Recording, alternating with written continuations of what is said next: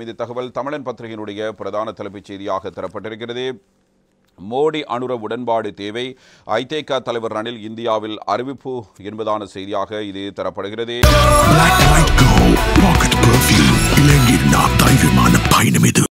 அதாவது முன்னாள் ஜனாதிபதி ரணில் விக்ரமசிங்கே இது தொடர்பான ஒரு கருத்தினை வெளிப்படுத்தியிருக்கிறார். இந்தியாவில் வைத்து இந்த கருத்து தெரிவிக்கப்பட்டிருக்கிறது.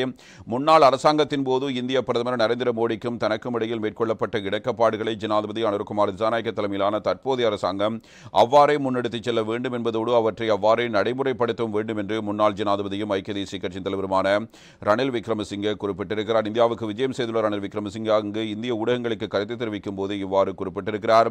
இந்தியாவுக்கும் இலங்கைக்கும் இடையிலான சகோதரத்துவத்தை ஏற்படுத்திக் கொள்வதற்காக வலய ரீதியான தொடர்புகளுக்கு நாங்கள் இணக்கப்பாட்டை ஏற்படுத்திக் கொண்டிருக்கிறோம்.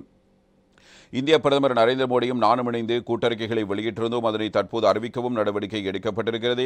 எனவே தற்போதைய அரசாங்கம் அந்த இணக்கப்பாட்டு ஒப்பந்தங்களை தொடர்ந்து முன்னெடுத்துச் செல்ல வேண்டும் என்பதோடு அவற்றை நடைமுறைப்படுத்த வேண்டும் என்பதே எனது நிலைப்பாடாகும். எங்களுக்கு இந்தியாவிடமிருந்து 3.5 பில்லியன் அமெரிக்க டாலர் கடன் கிடைத்தது. 200 மில்லியன் ரூபாய் கிடைக்கவிருந்தது. எது எவ்வாறாக இருந்தாலும் நாட்டில் டாலர் இருப்பு இல்லாத சந்தர்ப்பத்தில் இந்த கடன் கிடைத்தமையானது மிகவும் பெருமதியை ஏற்படுத்தி கொடுத்திருந்தது. ஒரு சில தினங்களில் இலங்கையில் 1 அல்லது 2 மில்லியன் அமெரிக்க டாலர் மாத்திரமே இருப்பில் இருந்தது. ஒரு சில நாட்களில் அதனையும் குறைவான டாலரை இருப்பில் இருந்ததாக அவரால் மேலும் கூறப்பட்டிருக்கிறது என்பதுதான் இந்த தகவலாக